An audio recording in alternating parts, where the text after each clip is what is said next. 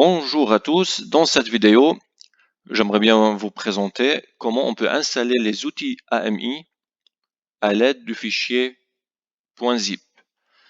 Dans une vidéo précédente, je vous ai présenté comment on peut installer les outils AMI en utilisant un fichier RPM, mais là c'est une autre méthode pour ce faire en utilisant le fichier .zip. Première chose à faire, on va l'installer en utilisant la commande yum. Après, si vous utilisez une distribution Linux Ubuntu, vous pouvez utiliser l'apt-get install. De mon côté, je vais utiliser la commande yum. Première chose pour installer Ruby. Du coup, sudo yum install-y pour répondre yes, oui à toutes les questions. Et ensuite, Ruby. Il est en train de l'installer. C'est bon. ls. Il est vide mon répertoire. Je nettoie mon écran.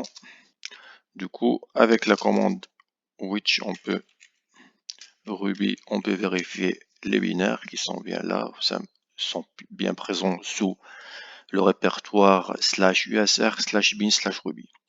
Du coup, maintenant, j'utilise pour télécharger. Une fois c'est installé, on a bien installé le Ruby. Maintenant, on va télécharger le fichier .zip à l'aide d'un outil, par exemple, en utilisant la commande wget ou curl. Moi, je vais utiliser wget et je vais chercher le lien qui se trouve dans les documentations officielles d'AWS et je vais le coller ici sur mon écran. Et là, comme vous pouvez le voir là, il dit que le fichier zip se trouve dans un bucket S3, dans un bucket AWS S3, dans le répertoire ec2-download-ec2 /ec2-ami-tools.zip. Du coup, entrée, il est en train de télécharger, c'est bon. Un petit ls pour vérifier, il est là, le package, il est bien, le fichier zip.zip, il est bien présent maintenant sur mon poste. Ensuite, avant, je vais créer des répertoires d'installation. Je vais l'appeler comme ça avec la commande sudo mkdir. Pourquoi? En fait, je voudrais le dézipper ou le décompresser dedans, dans ce répertoire. Je vais ajouter une option "-p" afin de créer des répertoires et des sous-répertoires. usr local ec2. Ça, ce que je vais l'appeler, c'est le ec2. Du coup, le répertoire. Et là, je presse sur Entrée. C'est bon, si je fais ll usr local ec2, il est bien présent, il existe. Maintenant, je vais, avec la commande unzip, je vais le décompresser dans cet emplacement. Du coup, sudo unzip, le nom de mon fichier .zip, -d, et je précise l'emplacement -usr /local /ec2. Et là, entrée, je suis en train, il a bien décompressé un petit ll, le nom de répertoire pour vérifier. On voit bien maintenant que dans le répertoire que je viens de créer, on a bien le fichier ou le dossier qui contient le ec2-ami-tools. Et comme vous pouvez regarder, à la fin, il y a -1.5.7. Et ça correspond au numéro de version des outils AMI.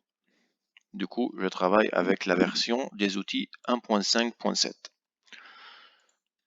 Clear pour nettoyer mon écran. Et là, je vais définir la variable d'environnement. Je vais l'appeler ec2 _ami tool underscore home. Comme ça, j'ajoute avant la commande export pour l'exporter.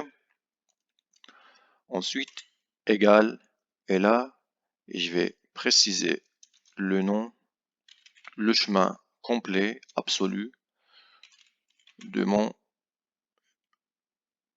fichier local.